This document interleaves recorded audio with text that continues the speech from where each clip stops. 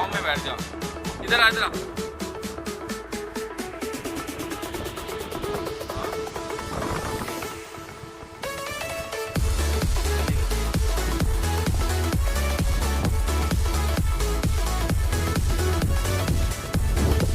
बिलाल भाई, आज आपका दिन कैसा गुजरा है बताओ मुझे। अच्छा गुजारता है, मुश्किल नहीं है, नसीब बता तेरी। हाँ, हाथों को क्या हो गया? मैं कह रहा हूँ हाथों को क्या हो गया? कुछ तो हुआ है, इतना सैड क्यों है? मैं कुछ सैडनेस फील कर रहा हूँ हैं।